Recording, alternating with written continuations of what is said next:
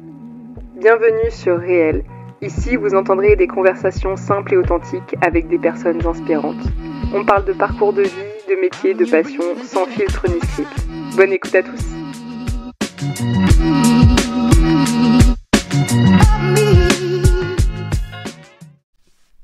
Hello à tous, bienvenue sur ce tout nouveau podcast. Aujourd'hui, je suis avec toi Nathalie, je suis ravie que tu sois là. Je suis ravie également. Enfin, en tout cas, ravie que tu me reçoives. Aujourd'hui, on va parler de ton parcours. Alors, tu travailles à Gérès Restauration et le nom de ton poste, on va en parler. Donc, tu es responsable du développement et responsable commercial. Responsable du développement, c'est ça. Ok. Donc, dans la restauration collective, est-ce que tu peux nous décrire déjà ton poste, responsable du développement, qu'est-ce que ça englobe ? Alors, responsable de développement, et tu l'as très justement dit, c'est être commercial. Donc, je prospecte dans l'enseignement, la santé, les établissements scolaires, toutes les cantines. Et donc, j'offre une restauration collective à toutes ces entreprises. Et voilà, je leur apporte un service, un conseil. Et je te dirai ensuite un peu plus dans le détail. Oui, du coup, alors, Gérès Restauration, donc j'ai regardé, c'est un groupe d'à peu près 100 personnes, j'ai Oui, vu. on est à peu près 150 aujourd'hui, oui. 150 okay. Salariés. Et je m'y connaissais pas du tout en restauration collective.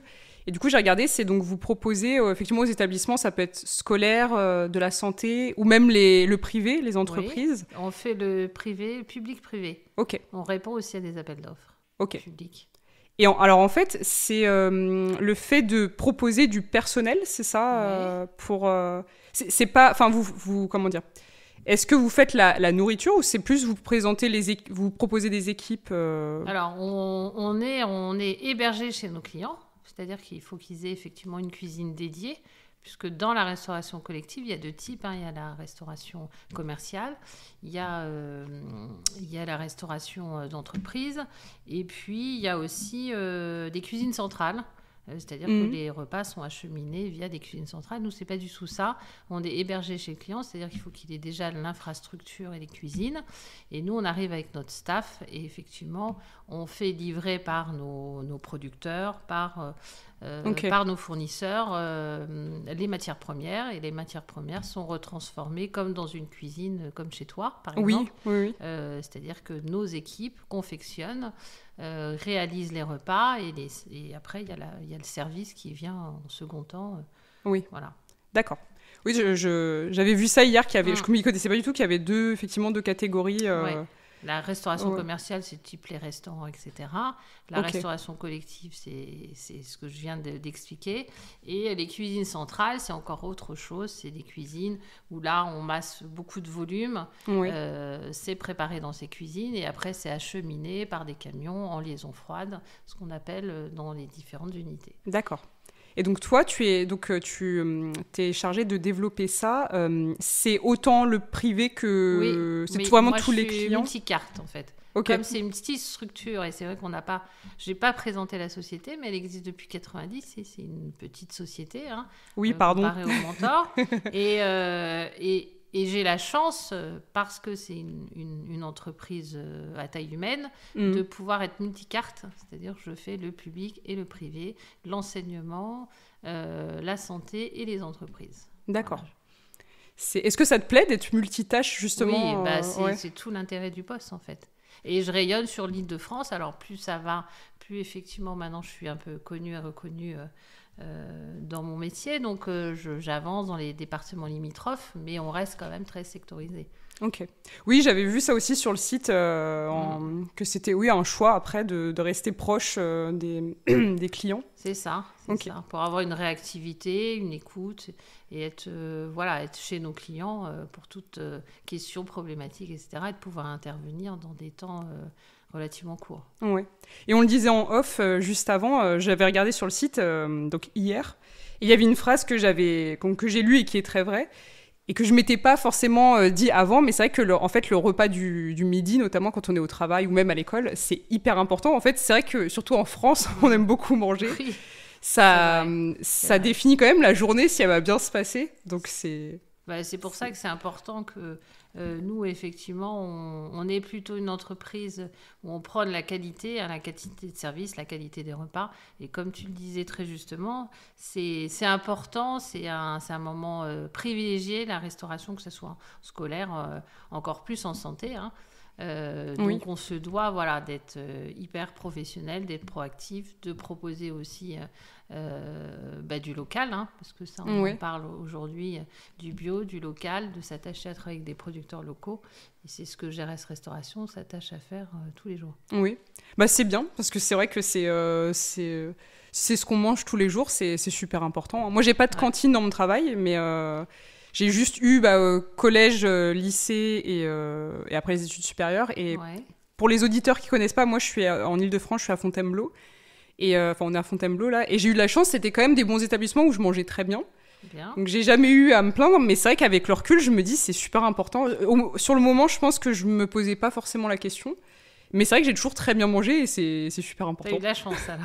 Oui, franchement, c'est vrai qu'il y a des écoles, des fois, les enfants se plaignent. Moi, j'ai eu de la chance. Mais c'est pour ça qu'aujourd'hui, nous, on a un peu le vent parce que du coup, toutes ces entreprises, tous ces établissements scolaires, en fait, se ressentent vers des structures comme la nôtre. Parce que nous, on est, encore une fois, on prône la qualité. Alors, on n'est pas les moins chers. Hein. Souvent, sur les marchés, on est même au-dessus. Mais voilà, on a une qualité de service, une qualité des repas qui détermine, en tout cas, nos prix. Et on souhaite rester sur cette ligne-là. Et c'est ce qui fait aussi notre force aujourd'hui, puisqu'aujourd'hui, on fait à peu près 7000 repas jour, donc plus de 2 millions de repas par an. Moi j'ai commencé en 2016, on faisait 4 millions de chiffre d'affaires, on a dépassé les 10 millions, malgré la Covid, malgré tout ça, parce qu'on a eu aussi un stop au niveau de la Covid. Et puis il y a eu un avant, un après, parce que du coup maintenant aujourd'hui, les gens avec le télétravail, etc., sont moins sur site, moins dans les entreprises, donc on a perdu aussi de la clientèle. Mais malgré tout ça, tu vois, l'entreprise a continué de croître et continue encore. On a de belles perspectives. Donc c'est une belle entreprise. D'accord. C'est vrai que j'avais pas pensé à la période du Covid. Ça a été un sacré impact. C'était plus dans le privé peut-être. Non, il y a eu dans le public. Alors, le public, ça a été plus problématique parce que dans le public, ils n'avaient pas prévu cette pandémie. Donc, dans le public, c'est très verrouillé. Si tu veux, tu as des contrats sur 3 ans, 4 ans qui sont verrouillés. Hein. On ne peut pas revenir sur les chiffres, etc. Ils n'avaient pas prévu ces stops. Donc, il y a des entreprises privées, publiques, qui ont arrêté leur activité. Et donc, l'entreprise de restauration n'a pas pu acheminer les repas, etc. Il n'y avait pas de convives, en fait. Et il n'y avait pas de compensation financière à côté pour couvrir les frais, en tout cas les frais de personnel, etc., inhérents à l'entreprise de restauration. Donc ça a été un vrai sujet. Aujourd'hui, dans les marchés publics, ils ont revu un peu ces clauses, en espérant qu'on n'ait pas une seconde pandémie. Mais concernant le privé, les entreprises aujourd'hui, avec le télétravail, les gens ne sont pas forcément sur site, donc on ne retrouvera pas les effectifs qu'on avait avant Covid.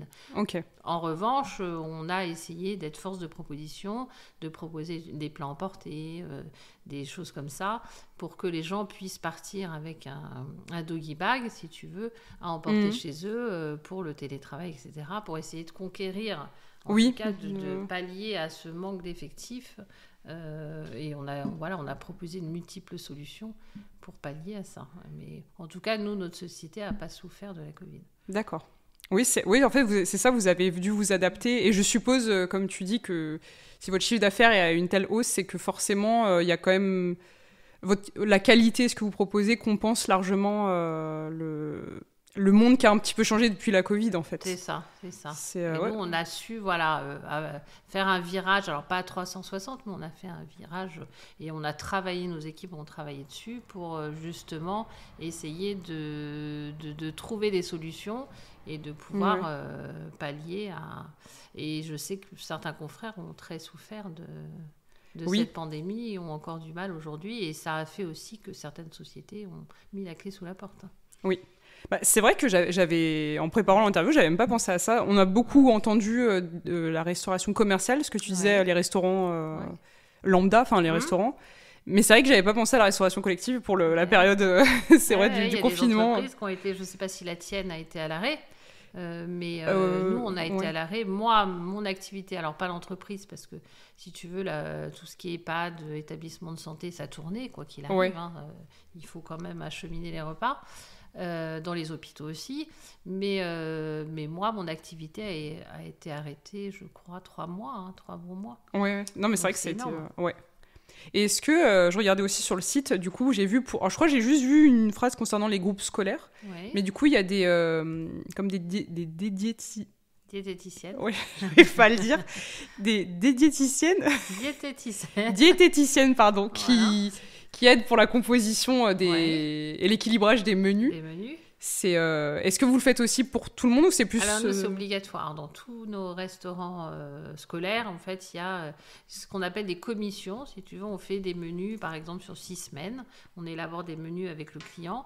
Il y a des commissions, donc là où les parents d'élèves, les enfants, GRS Restauration, la diététicienne, puisqu'on a une diététicienne externe qui vient avec nous, qui nous accompagne. Et là, elle échange avec les enfants sur les menus, ce qui a plu, ce qui a moins plu, parce qu'aussi il faut respecter l'équilibre alimentaire, mais il faut aussi limiter le gaspillage alimentaire. C'est un vrai sujet aussi. Oui. Donc voilà, elle essaye de pallier à tout ça et de proposer, oui, surtout des menus équilibrés. Dans la restauration scolaire, il y a ce qu'on appelle la loi Egalim, donc c'est-à-dire qu'on doit respecter les produits durables, 50% de produits durables, on dit, et dont 20% de bio. Donc ça, c'est une règle à appliquer. Qui pour l'instant n'est pas contrôlée, mais qui sera contrôlée à terme. Donc la diététicienne, elle fait en sorte que tout soit respecté. On travaille aussi avec nos producteurs pour pouvoir avoir des produits bio, pour pouvoir les retransformer et atteindre ces 20% minimum, c'est un minimum. Je savais pas du tout. Voilà, on est très réglementé en fait dans la restauration collective. Oui. En même temps, ça me paraît logique, surtout en Europe, je dirais, en France, c'est assez... En général, c'est vrai que c'est assez quand même cadré. Moi, je m'y connais un peu plus en cosmétique, mais je sais que déjà, c'est très réglementé. C'est un peu comme toi, tu as des réglementations, etc. Nous, on a des réglementations aussi dans les établissements scolaires. Et puis, il y a surtout des risques. C'est-à-dire qu'on a, au-delà de ça, on a des services dédiés, on a un service qualité qui audite nos sites, les établissements scolaires, les entreprises, les établissements de santé. Elle fait des prélèvements. Voilà, elle s'assure que le consommateur final n'aura aucun problème et que les produits sortis de la cuisine, des produits bruts qui sont retransformés et qui sont acheminés, la chaîne du froid soit respectée, la réglementation soit respectée, etc. D'accord. Et en tout cas, je trouve ça trop bien que ce soit en circuit court avec ceux de la région. Oui. On mène. Alors notre force aussi, c'est que les mentors, si tu veux, ils ont une mercuriale et ils piochent dans la mercuriale. Nous, on n'a pas de mercuriale. On va au-devant des producteurs. Alors on a plein de producteurs. Aujourd'hui, on travaille aussi avec des startups qui luttent contre le gaspillage alimentaire. Alors j'ai un exemple, c'est Atypique par exemple. Oui. Tu regarderas sur Internet. Alors, Atypique, en fait, c'est tous les produits qui sont difformes. Oui. Qui sortent du circuit. C'est les petits magasins, non ? Alors, non, ils sont dans les grands supermarchés. Mais en fait, la carotte, elle est difforme, elle est trop petite, trop grosse. Elle n'est pas calibrée, en tout cas, pour être. Le standard vendue, normal. Le standard. Ouais. Donc, nous, on récupère, en fait, Atypique récupère ces produits et les réachemine. Nous, on lui rachète, en fait, donc avec une décote. Mais on les rachète parce que nous, on s'en fout que la carotte, elle soit petite, difforme, etc. On la remet dans le circuit, en fait, dans nos préparations. Et c'est pareil pour le pain. On travaille aussi avec une start-up qui récupère, en tout cas, tous les invendus de pain. Oui. Elle les retransforme en farine et puis elle les achemine chez nous et on en fait des pâtisseries. On s'est retrouvés dans des gâteaux, etc. Voilà. Et il y a toute une com autour de ça, parce que c'est bien voilà, de promouvoir, d'aider un peu les startups, d'aider les producteurs locaux, mais sans communication auprès de nos publics, en fait, Ouais. ça sert à rien. Donc Ça me donne envie d'aller les voir. Eh ben, écoute, je t'invite avec grand plaisir Ouais, de c'est venir vrai. visiter et de voir un peu le circuit. Ouais, non mais c'est super important. Et c'est vrai qu'au-delà de la restauration collective, atypique, alors je sais plus si je l'ai vu en supermarché, en tout cas je sais qu'il y a un... Je sais plus le nom, mais moi je suis sur Asnières et il y a un petit magasin, mais c'est pas la première fois, je sais plus le nom, mais que j'en ai déjà vu dans d'autres villes. C'est tout petit, hein, c'est comme une épicerie, mais que de fruits et légumes, où ils revendent les produits pas standards. Et... Ouais, bah alors c'est peut-être atypique, hein, je sais pas s'ils ont des épiceries. Je sais plus, j'ai cru que c'était ça, mais je trouve ça... En tout cas, c'est très bien, parce c'est vrai qu'il y a beaucoup de gaspillage, alors que les produits sont corrects. Bah, en fait, c'est bons produits, très bons produits. C'est ça. Et puis au-delà de ça, on se doit... en fait, on a un rôle aussi éducatif. Je pense vis-à-vis des établissements scolaires, vis-à-vis des enfants, de leur expliquer un peu d'où vient cette carotte, pourquoi elle s'est retrouvée dans le circuit, qu'est-ce qu'on en fait. Donc on a aussi, les producteurs viennent au devant, font des opérations chez nous, chez nos clients, pour leur expliquer un peu. Ah, tu les mets en lien Ouais, je les mets en lien. Ouais, on fait des petites animations. Alors, par exemple, c'était pas atypique, mais c'était l'ancien prestataire qui a remplacé. Enfin, maintenant c'est atypique. Il venait au sein d'une école et en fait, il expliquait donc les carottes difformes, les pommes de terre, etc., etc. Donc, il montrait aux enfants, il disait, est-ce que vous avez envie est-ce que vous achèteriez avec vos parents ce type de produit, etc. Alors, les enfants disent non, non, non. Et en fait, après, ça a été retransformé dans des jus. Et en fait, quand ils ont goûté les jus, ils ont dit c'est super bon, en fait. Et on a dit voilà, en fait, c'est des produits qui seraient impropres à la consommation, qui seraient jetés, alors qu'on peut en faire des trucs super bons. Bah oui. Oui, alors que c'est juste l'esthétique, en fait. C'est juste l'esthétique, en fait. Exactement. C'est trop bien que, surtout quand ils sont petits, hein, c'est l'éducation. C'est l'éducation, voilà. On remplace pas les parents, mais on a un rôle aussi éducatif sur les repas, sur d'où viennent les denrées, comment est confectionné. Il y a les recettes du chef, il y a des petites astuces, etc. Donc on communique beaucoup autour de ça. Ah, c'est trop bien. Alors, du coup, pour revenir plus à ton poste, donc du coup, tu m'as dit, tu es arrivée... Moi, je suis arrivée en novembre 2016. Ok. Alors, je suis arrivée par hasard, parce que du coup... moi, je suis ici de cabinet de chasse. J'ai travaillé 18 ans en travail temporaire dans une société qui s'appelle Synergie, travail temporaire. Et donc, je n'étais pas du tout destinée à ce secteur. Moi, c'était plutôt secteur RH. Je vendais de l'humain, en fait. Tu chassais... je chassais toujours, j'approchais des entreprises et je vendais de l'humain, en fait, de l'intérim. Donc, j'ai fait ça longtemps. Après, j'ai été dans un cabinet de chasse à Paris. Et puis, du coup, j'ai monté les échelons. J'ai été directrice commerciale France. Et là, ça commençait à coincer parce que, du coup, j'étais plus beaucoup à la maison. Je voyageais beaucoup. J'étais toujours dans les aéroports, dans les gares, etc. Et quand on vieillit, ça commence à être vite difficile pour sa vie de famille, vite difficile pour soi-même. Donc, j'en avais un peu marre. Et donc, du coup, comme j'habitais Fontainebleau, j'ai essayé de regarder un petit peu ce qui se passait dans le secteur. Et du coup, c'est une amie qui m'a mis en relation parce qu'elle a vu un post sur Facebook. Donc, comme quoi, les réseaux sociaux, on ne fait pas souvent attention. Et elle m'a poussé l'annonce. Elle m'a dit, regarde, ils cherchent une responsable du développement à Melun, à Volpénil. Même pas sur le LinkedIn ou... Non, c'est sur marrant. Facebook. Alors, c'était marrant. Donc, elle m'a dit postule parce que j'étais en recherche active et j'ai dit la restauration collective, moi, c'est pas du tout mon milieu en fait. En plus, je suis pas une très bonne cuisinière. Donc... ça te destinait pas. Non, souvent mes amis disent tu travailles dans la restauration collective, toi, ça les surprend. C'est marrant. Donc, du coup, j'ai tenté ma chance. Alors, j'ai tenté ma chance, ça a été un peu l'aventure parce que du coup, j'ai été confrontée à des petits jeunes en fait, qui avaient certainement ton âge, tu vois, qui postulaient. Et donc, moi, j'étais la plus vieille. Et la plus chère aussi. Oui, forcément, ton expérience va... Donc, mon patron, il était dans une époque un peu charnière, à se dire, est-ce que je reste une toute petite structure ou est-ce que du coup je fais évoluer mon entreprise pour à terme la revendre, etc. Donc il était un peu entre deux chemins. Vous étiez combien au début On était 50, ils étaient 50 collaborateurs au début. Ok. Oui, donc beaucoup plus petit en fait que... Donc soit ils restaient petits, et à ce moment-là ils s'attachaient pas à faire du développement, soit ils s'attachaient à développer l'entreprise. Mais c'était un pari en fait, parce que et donc du coup j'ai eu beaucoup d'entretiens, il avait pris un chasseur de tête, donc le cabinet m'accompagnait dans les différents échanges que j'ai eus avec la direction. Et au bout de plusieurs, moi j'étais un petit peu agacée parce que je voyais bien mes confrères concurrents. Ouais. Donc à un moment donné, j'ai mis du poing sur la table et j'ai dit écoutez, moi voilà, je vous ai donné toutes les billes. Effectivement, je viens de cabinet de chasse, je gagnais très bien ma vie. Maintenant, qu'est-ce que vous souhaitez ? Vous souhaitez un petit jeune qui va être malléable, etc.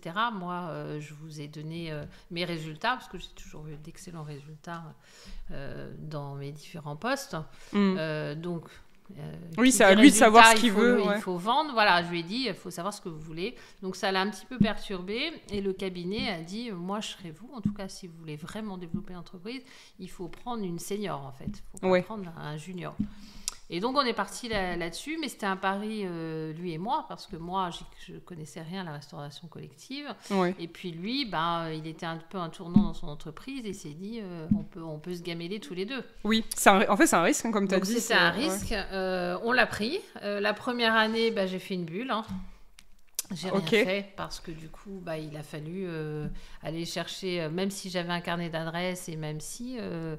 la première fois, moi, j'ai été reçue par assez souvent des directeurs financiers, etc. Et je ne savais pas quoi lui dire, en fait. Je n'avais pas vraiment la connaissance, à part que la société avait été créée en 90, etc. L'historique. Ouais. Donc, c'était un peu compliqué. La première année, j'ai mangé mon pain noir, on va dire. C'est peut-être le temps d'adaptation aussi. Et la deuxième année, j'ai commencé à performer. Et j'ai performé. Je performe à peu près une année sur 2. Alors, c'est marrant parce qu'après, je pense que c'est le temps... alors, très vite aussi, moi, je ne le fais pas du tout. Alors, ça, c'est la culture de l'entreprise qui veut ça. Mon patron, comme il me paye un certain tarif, il considère que c'est cher payé pour faire de la prospection téléphonique. Donc, très vite, il a externalisé cette partie-là. Donc, moi, j'ai un cabinet qui chasse pour moi, qui me prend mes rendez-vous. Et moi, j'ai juste à aller au rendez-vous et faire le lead, en fait. Clôturé. Donc, ça fonctionne bien. Ça, depuis 2016, je suis rentrée. 2017, j'ai rien fait. En 2018, j'ai commencé à performer. Donc, depuis, on travaille comme ça. Et cette année, je pense que je vais faire une de mes meilleures années depuis que je suis chez GRS. Parce que j'avais déjà fait mon chiffre. Si tu veux, quand tu es commercial, tu as toujours un objectif à réaliser. Et j'avais fait mon chiffre en début d'année déjà. D'accord. Donc c'est l'année où je dois tout donner pour pouvoir performer et surpasser mes objectifs. Ok. Bon, félicitations déjà. Et oui, j'imagine, en fait, j'étais dans ton histoire. C'est vrai que c'est pas le même secteur. En fait, oui, je pense qu'il y a toujours un petit temps d'adaptation. Après, le temps de comprendre le mécanisme, de savoir comment approcher les clients, en fait. En fait, quand on est commercial, c'est vrai qu'on peut tout vendre, mais il faut avoir moi, j'ai un certain feeling, en tout cas, avec mes clients. Mes clients, j'ai pas besoin de les voir plusieurs fois. Ils ont tout de suite confiance. Je sais pas pourquoi. Ouais. C'est que tu dois être fait pour ça, peut-être. Voilà, ils ont confiance. J'arrive à me sortir de plein de situations. Parfois où je me mets dedans parce que du coup, pour avoir la concurrence est quand même... accru, il y a beaucoup de concurrents dans ton secteur. Dans mon secteur. Donc il faut se battre, il faut se démarquer. Alors souvent j'ai tendance, alors ça fait sourire un peu mes collègues parce que à dire des choses et après elles me disent ah bon t'as vendu ça, mais enfin comment ça t'as vendu ça. Donc j'arrive toujours, si tu veux, à retourner la situation et comme les clients ont confiance, ça fait que je signe des contrats, je récupère des contrats et j'avance. Mais je pense de toute façon c'est pardon si je t'ai coupé. Au-delà du produit et de qualité, peu importe le secteur.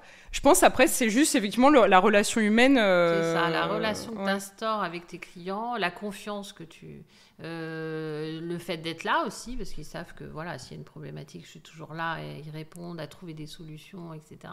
Ouais. Et ça, c'est vrai, quand tu es dans une multinationale, bon, tu es plutôt un pion et t'as pas vraiment l'entière latitude de prendre des décisions, alors que moi, il y a moi et mon N+1, si tu veux. Donc, si tu veux, en interaction, c'est assez rapide. Les décisions, souvent, je les prends sans même lui en parler, et puis après, je lui en parle. Donc, tu vois, donc tu as de la réactivité. J'ai une réactivité qui fait que je prends souvent de cours mes confrères. Ouais. Voilà. Ok. Non, mais ce qui est bien. Hein. Et avec, du coup, pas tes collègues, mais l'entreprise qui prospecte, est-ce que toi, tu les aides ou c'est pas du tout toi qui... Alors, si, bien sûr, il a fallu, si tu veux, c'est comme si j'avais une salariée à gérer. Oui, c'est ça. Que je l'encadre, il fallait déjà que je lui donne un cadre, que je l'oriente, que je la forme, parce que du coup, ces sociétés, ces centres d'appel, ils font des appels pour du bâtiment, pour de la restauration collective, pour l'IT, pour plein de domaines différents. Donc, il fallait déjà que je la forme, que je l'oriente, et je l'oriente tout le temps. On fait des points d'activité, on fait des réunions, etc., pour être toujours dans la cible, pour essayer de performer, en fait. Moi, je suis conditionnée un peu à elle. Donc, j'ai plutôt intérêt qu'elle soit performante dans son travail pour pouvoir m'obtenir des rendez-vous ciblés et que je puisse signer. Voilà. Donc, on est embriqués l'une avec l'autre.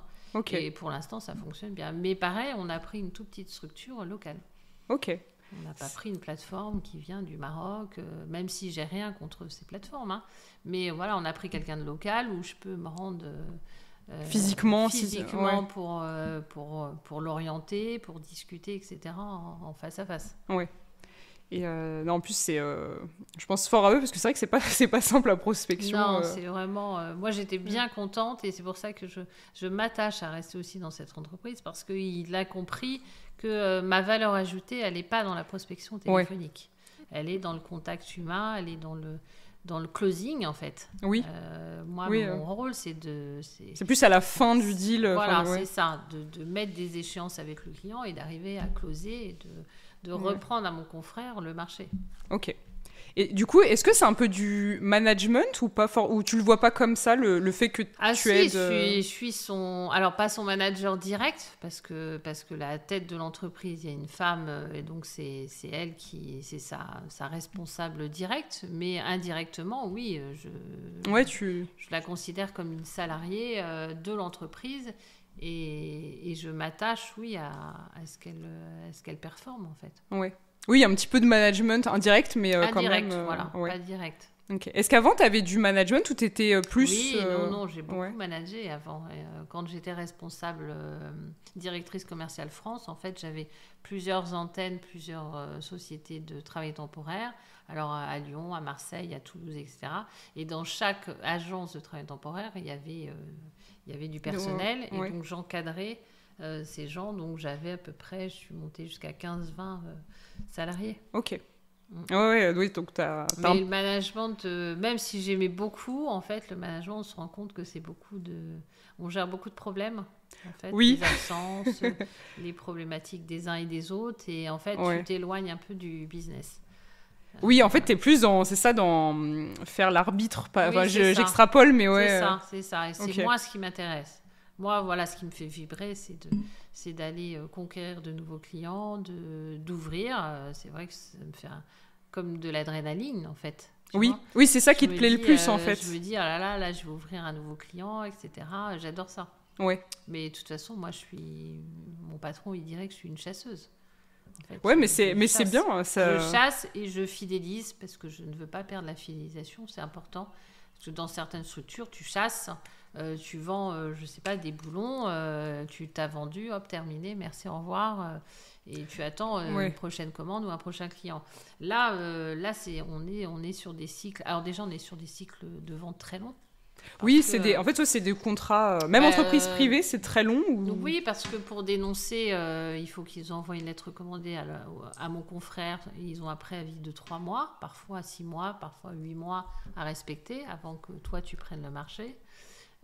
Donc c'est des cycles longs, et avant ça mon plus long client, j'ai mis 4 ans à le signer. Ah oui, ouais, c'est très long. Très long, voilà. Donc C'est- les cycles sont longs. Ok. Après, ils peuvent dénoncer sous préavis de 3 mois, donc tu as toujours une épée Damoclès, parce que si effectivement tu fais pas le job, etc., tu reçois une lettre de dénonciation, et là, sous préavis de 3 mois, tu es mis dehors. Donc voilà, il faut toujours se remettre en cause, toujours trouver des nouveautés, être bien avec ses clients. Et c'est vrai Ouais. que moi, au-delà de ça, avec mes confrères, je reste fair play. C'est-à-dire que je ne vais pas sur leur terrain si jamais ils sont bien avec leurs clients. Et D'accord. aujourd'hui, ça me valorise parce que quand je croise mes confrères, je leur dis, moi voilà, sur ce marché, j'ai pas de problématique, je m'entends bien avec le client, etc. Ils viennent pas me chercher. D'accord. Moi, je vais pas les chercher, ils viennent pas me chercher. Ok. Donc du coup, on est tous bien. Ouais, Donc je c'est... préfère comme ça que d'aller de faire le requin en fait, d'aller chercher Ouais. mes clients, de casser les prix, etc. C'est pas du tout ma politique. Oui. Et on me le rend bien aujourd'hui. Ok. Bah, de toute façon, je trouve pas que casser les prix soit très valorisant, moi. Parce que Oui, quand c'est mais- qualitatif, c'est... Alors, il s'agit pas d'être hors du bon prix, mais quand c'est qualitatif... même par exemple, moi, c'est le secteur des ascenseurs, ça n'a rien à voir, mais je me vois pas casser les prix si c'est le bon prix. Enfin, Bah oui, mais tout Ouais. le monde le voit pas comme ça en fait. J'ai des confrères qui sont peut-être plus en difficulté, etc. Des commerciaux qui sont et donc du coup ils n'hésitent pas. Alors c'était plus vrai avant la Covid. Maintenant on est plus ou moins, mais on est des centimiers, c'est-à-dire qu'à 1 centime près tu ne peux ne pas avoir le marché. C'est terrible. Oui. En fait, c'est Ouais. terrible parce qu'on est sur des prix bas, sur des marges assez réduites. Donc Ok. c'est compliqué. Donc on se bat avec nos forces, chacun nos forces et nos faiblesses. Mais il y en a encore qui arrivent et qui baissent les prix. Mais les sociétés sont pas, que ce soit dans le scolaire ou autre, sont pas stupides en fait. S'ils ont encore une fois la qualité, le service associé, etc., ils gardent quand même leurs prestataires malgré qu'ils soient plus chers plutôt que d'aller dans l'inconnu avec un prestataire qui casse les prix. ok. Ouais, je savais pas que c'était... Oui, après, je dis ça, mais c'est vrai que si c'est un secteur où les marges Ouais, ils sont réduites. sont réduites, ouais, c'est une autre question. Ok. Donc, ce qui te plaît le plus, c'est le fait le challenge de conquérir, Ouais, de de conquérir, chasser, d'avoir de multiples clients, hein, parce que tu n'as pas un client qui se ressemble, tu n'as pas un cahier des charges qui se ressemble, tu n'as pas un interlocuteur qui se ressemble. Des fois, c'est le CSE qui gère, des fois, c'est le DAF, des fois, c'est la direction. Voilà, donc tu as multiples interlocuteurs, donc ça, c'est hyper intéressant. Multiples clients. Tu t'ennuies pas, en fait. Voilà, Ouais. donc tu n'es pas cantonné à un seul client. Moi, j'ai un portefeuille bien fourni et c'est chouette. Donc, tu passes aussi du coq à l'âne. Donc Ouais. ça, c'est compliqué, hein, parce que de la santé au scolaire, à l'entreprise, c'est pas du tout les mêmes attentes, c'est pas du tout le même public. Il y a plein de choses qui varient. Oui, j'imagine. Donc, il faut Ouais. passer du coq à l'âne, faire attention. Mais c'est ce qui est enrichissant. D'accord. Est-ce que tu as toujours voulu, du coup, être commercial Oui, j'ai fait une école de commerce. Enfin, Ok. c'était pas forcément destiné à être commercial, mais j'ai fait le SF à Tours et c'est vrai que mon papa était kiné et donc on est plutôt destiné dans la famille à être dans le corps médical et il m'avait Ok. pris sous son aile pendant les vacances, etc. Il a très vite vu que en fait moi je vendais des soins aux clients, mais j'étais pas du tout Ouais. ni dans le manuel, donc j'ai été très vite destinée à être commerciale. D'accord. Et non pas, voilà, dans Dans le médical. dans le médical, ma sœur est kiné, voilà. Ok. Ah oui, t'es Moi, la je commerciale suis- de la, Moi, de la je suis famille. la commerciale de la famille, exactement. Ok. Ah, mais c'est bien, ça veut dire que t'as suivi. De toute façon, je pense qu'il faut, pour être bien, il faut faire quelque chose. Enfin, il faut faire ce qu'on aime. Il faut faire ce qu'on aime. Faut être, C'est ça. Après, je sais pas combien de temps va me pousser, parce que c'est vrai que c'est un métier qui est prenant, quand même, tu fais beaucoup de voitures. beaucoup Ouais. de kilomètres. Encore aujourd'hui, est-ce que t'es. Alors moi, la Covid, ouais. ça a été... Alors je fais pas de télétravail parce que mon entreprise ne souhaite pas. Et puis c'est compliqué d'aller, si tu veux, visiter des cuisines, visiter des entreprises En télétravail. En en, Zoom. Zoom, voilà.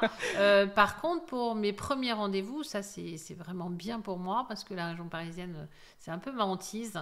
Parce que je Ouais. passe beaucoup de temps dans les transports, etc. Donc je peux faire des premiers rendez-vous en Teams. Donc des premiers échanges clients, etc. Ok. Ce qui m'évite des déplacements et ce qui me fait gagner un temps fou, quoi. Ouais. Non, mais j'imagine, surtout en région parisienne, ça peut vite... Et on n'avait pas du tout Teams avant la Covid. J'avais pas de Teams. J'allais faire des visites, j'allais tout le temps en déplacement, etc.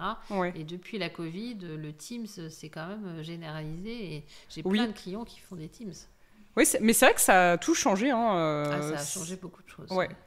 Notamment, alors il y a beaucoup d'entreprises quand même qui, malgré le fait qu'on était pratiquement tous en télétravail, il y en a beaucoup qui sont revenus à la normale, mais j'ai l'impression qu'il y en a qui ont gardé le côté télétravail dans leurs mœurs, en fait, donc c'est fou. Et ça Déjà, contractuellement, il y en a qui ont modifié les contrats de travail pour obtenir du télétravail. Donc déjà, ça, on ne reviendra jamais. Les syndicats ne reviendront jamais en arrière concernant ce télétravail. Et puis, c'est vrai que c'est dur. Moi, je suis pas manager, mais pour un manager qui voit plus du tout ses équipes ou à travers un écran, quand en tout cas son employé veut bien mettre la cam, ce qui n'est pas toujours le cas, c'est extrêmement compliqué. Donc, pour faire revenir les salariés au travail, il faut aussi qu'ils aient une cantine, en tout cas une restauration de qualité. Ouais. Ça, c'est important. Parce que, et que ça soit un endroit convivial, qu'on puisse aussi proposer des animations, des choses comme ça. Faire des petits repas à thème, plein de choses comme ça qui fait que certains... Alors, oui, tu apprécies revenir physiquement. Ils regardent en fait le menu de la semaine et ils se disent tiens, là ce jour-là ça me plaît, en fait ce qui est au menu, donc je vais venir ce jour-là et je vais télétravailler un autre jour où ça me plaît moins. Ouais. Voilà. Ça fonctionne aussi comme ça. Ouais, c'est vrai. Est-ce qu'il y a plus pour les entreprises privées, parce que j'imagine que le scolaire ou la santé, c'est déjà plus grand, mais pour les entreprises privées, est-ce qu'il y a un minimum de personnes? Par exemple, je sais pas, il faut que ce soit une entreprise assez conséquente ou pas forcément Alors, nous, nos clients, tu vois, on a entre 20 couverts. Alors ça c'est petit. C'est petit, jusqu'à 1300, 1400 couverts. Donc tu vois, c'est un peu...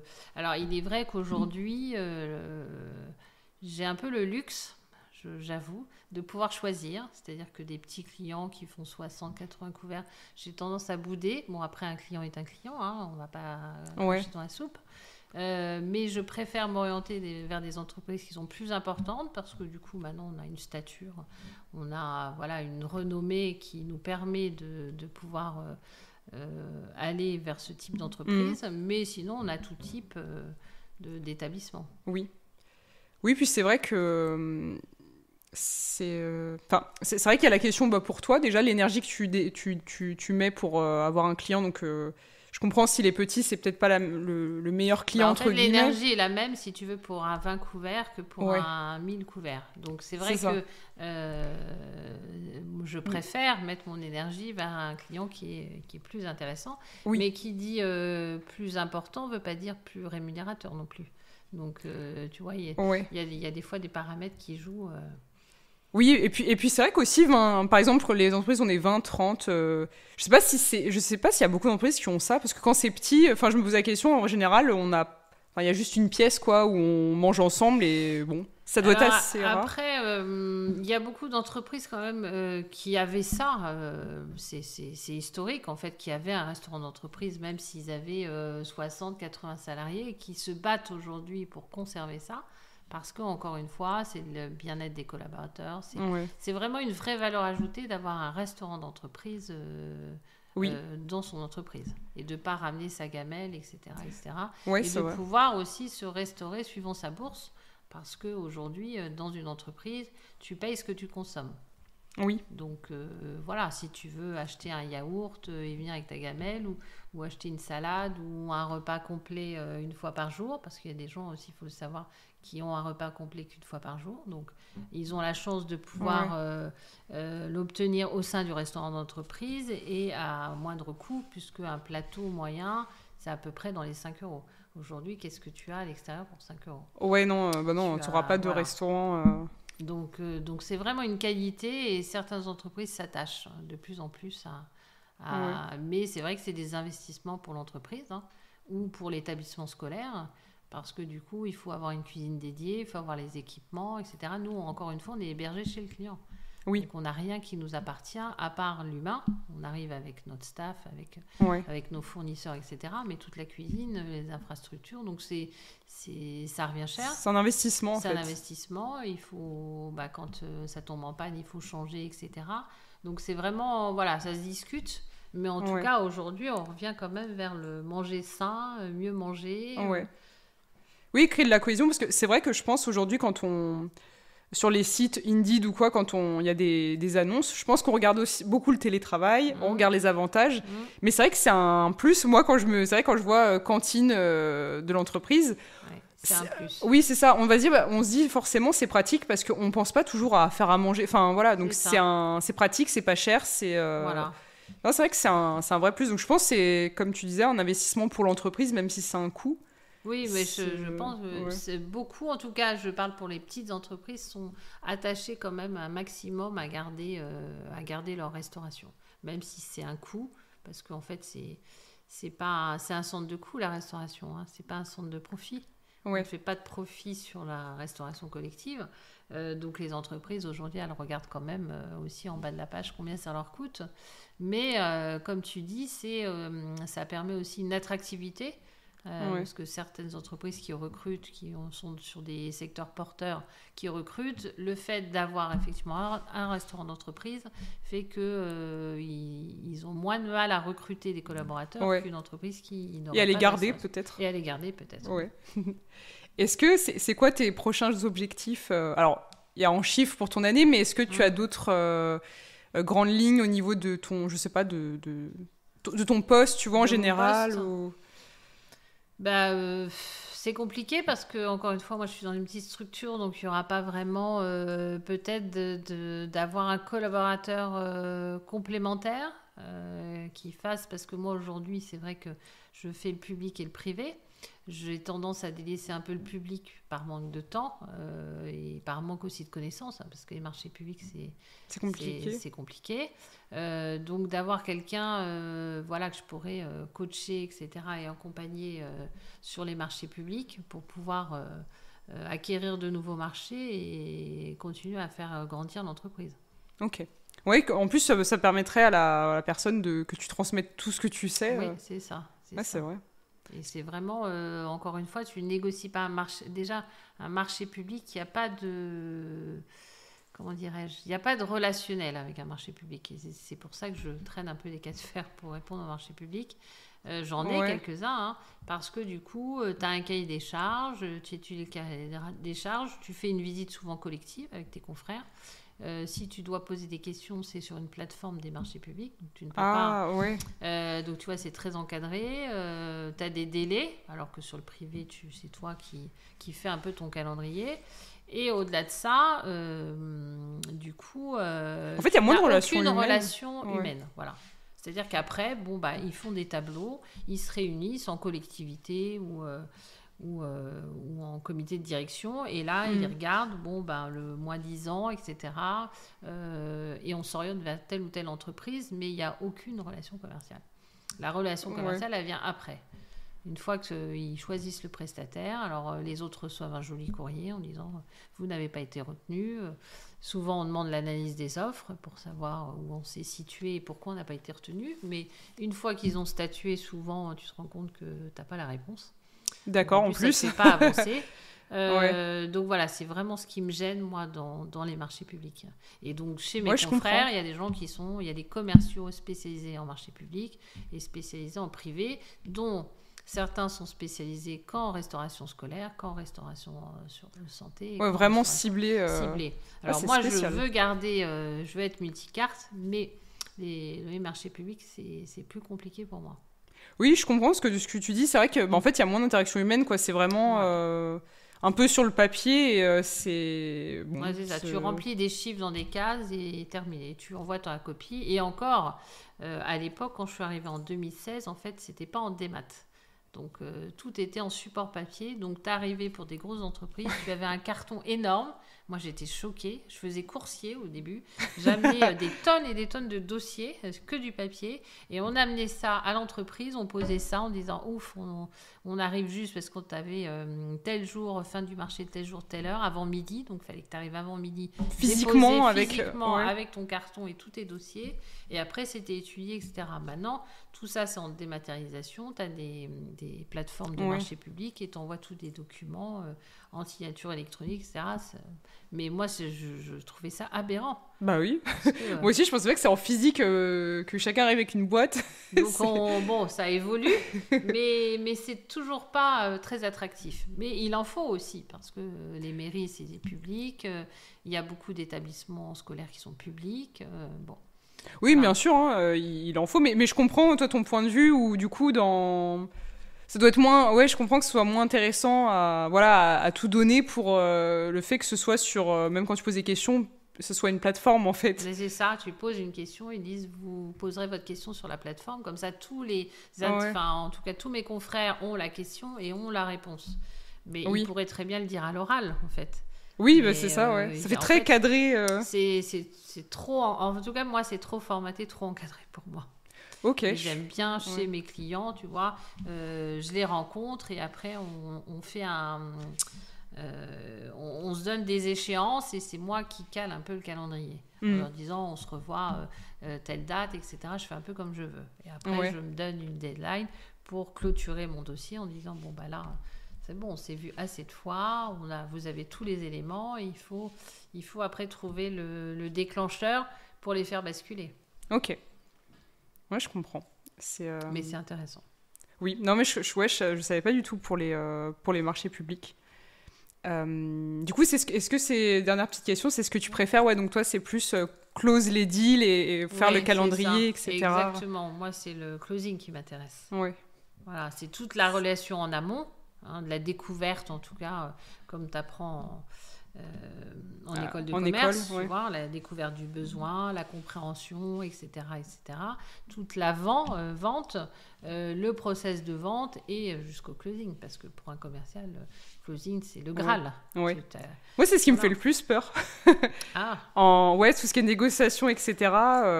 Alors, moi, après, je suis pas commerciale, je suis chargée de clientèle, donc je suis plus dans... C'est plus en sédentaire. Moi, je suis itinérante. C'est ça. Et donc, moi, c'est plus la fidélisation, s'il y a des problèmes, mais c'est pas moi qui vais les prospecter. Donc, moi, ça va, c'est plus simple. C'est plus facile, peut-être. Ouais. Est-ce que tu aurais une petite question improvisée, un conseil pour, je sais pas, un commercial, mais itinérant, qui se déplace Je sais pas, l'écoute ou quelque chose Alors, l'écoute, ça, c'est primordial, mais la pugnacité. Alors, en fait, le dernier client que je viens de signer, là, qui est un établissement scolaire à Paris, il me dit, Madame Dufour, ce que j'ai le plus apprécié, en tout cas, et c'est comme ça que j'ai réussi à le signer, parce que c'était quelqu'un de très volatile, en fait. C'est un DAF, alors je crois qu'il vient d'un cabinet extérieur, donc il n'est même pas rattaché à l'établissement scolaire, mais il était fuyant, alors j'envoyais des offres, je retravaillais des offres, enfin, il m'a fait beaucoup travailler, mais il y a des laps de temps entre le moment où j'envoyais ma copie et que je le recontactais qui était très long.